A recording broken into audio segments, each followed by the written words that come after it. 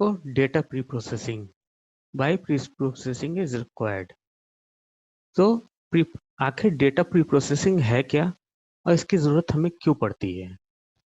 तो data pre processing का मतलब होता है कि कोई भी डेटा जो आप एक मशीन लर्निंग मॉडल में यूज करने जा रहे हो, उसके पहले यूज करने से पहले उसका एक ट्रांसफॉर्मेशन, उसको एक परिवर्तित करना पड़ता है जो कि उस मशीन लर्निंग मॉडल में यूज हो सके। ठीक है, जैसे कि आप ये समझ लीजिए कि आपकी गाड़ी पेट्रोल से चलती है। ठीक है, पेट्रोल एक क्रूड फॉर्म में निकलता है, क्रूड जिसको हम कहते हैं क्रूड। ठीक है, क्या अगर आप डायरेक्टली उस क्रूड को अपने स्कूटर या बाइक या कार में डाल देंगे तो क्या आपकी कार चलेगी? नहीं चलेगी, क्योंकि वो एक क्रूड फॉर्म में, एक जो फॉर्म उसका है वो यूजेबल नहीं है। तो सेम तरीका यहाँ पर होता है। जब हम आप पूरे तरीके से डेटा को प्री प्रोसेस कर देते हो जो कि मशीन लर्निंग मॉडल में चाहिए होता है, तब आप उसको यूज कर सकते हो। जैसे पेट्रोल, जैसा एग्जांपल दिया, क्रूड को हमने पूरा रिफाइन कर दिया, उसको फिल्टर कर दिया, उसको जब वो एक्चुअल यूज करने लायक आता है तब हम उसको यूज करते हैं।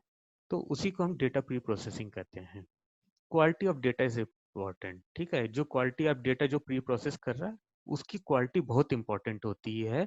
उसी पे परफॉर्मेंस आपके मशीन लर्निंग का डिपेंड करता है। यानी कि अगर आप क्रूड को अच्छे तरीके से रिफाइन नहीं करोगे, ठीक है, तो हो सकता है कि आपका जो परफॉर्मेंस है पूरा ना मिल पाए आपको गाड़ी में। हो सकता है उसमें थोड़ी बहुत कमी आ जाए, हो सकता है गाड़ी में कुछ खराबी भी हो जाए। तो इसलिए quality of data is important.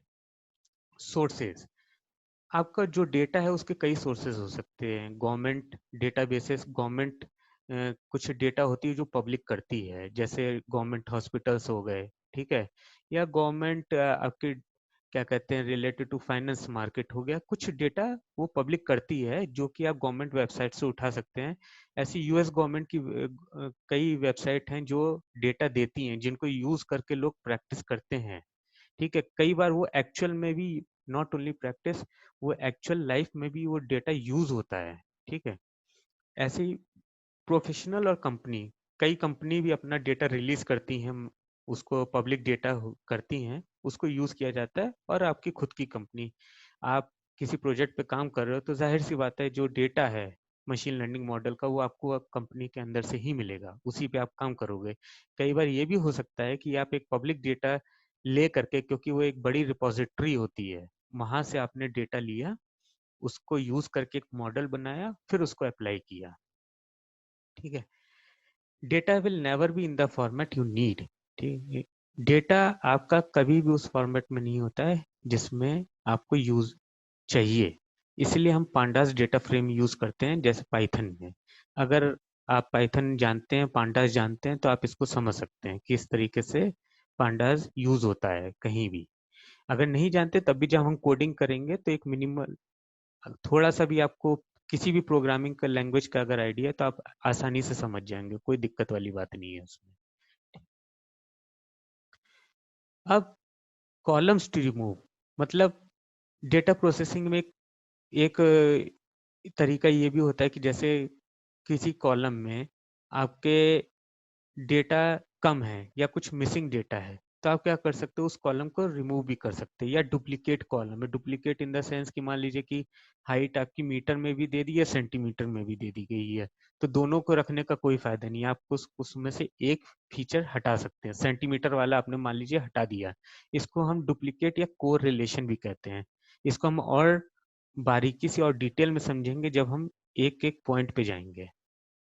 Learning algorithms understand only number, इसका मतलब ये है कि जो भी डेटा है आपका वो न्यूमेरिकल फॉर्म में होना चाहिए, मतलब नंबर, संख्या के फॉर्म में होना चाहिए। मान लीजिए कि कोई फीचर है जिसमें लिखा हुआ है, जैसे आपका ये कॉलम है, ठीक है, इसमें फीचर एक एक्स दिया हुआ है।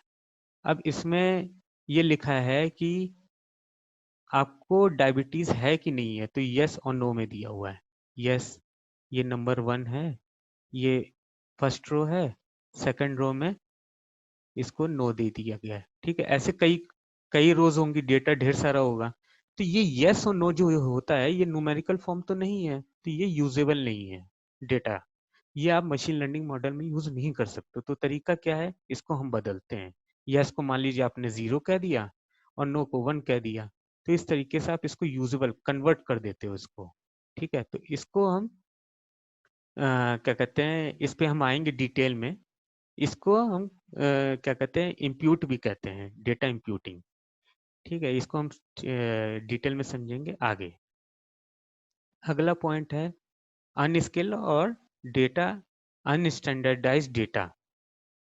इसका मतलब ये है कि क्या होता है कि कई बार डेटा आपका अनस्टैंडर्ड होता है। जैसे कि मान लीजिए कि आपका 2 फीचर है।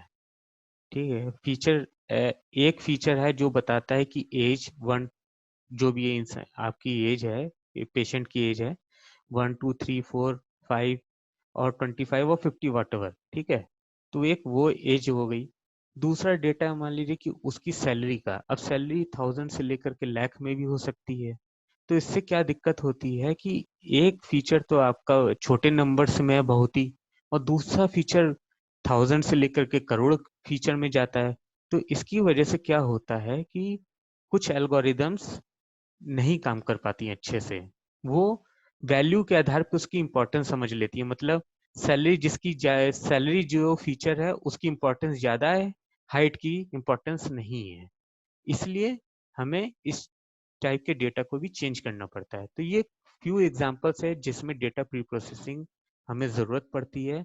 जब हम टाइप्स में जाएंगे तो हम डिटेल में एक एक प्री प्रोसेसिंग टाइप को देखेंगे, और उसके कोड के अब आगे वाले सेक्शन में हम कोडिंग भी करेंगे। तो कोड से हम समझेंगे कि कैसे इस चीज़ को दूर किया जाता है, कैसे इस चीज़ पे अमल किया जाता है। ठीक है, तब तक के लिए धन्यवाद।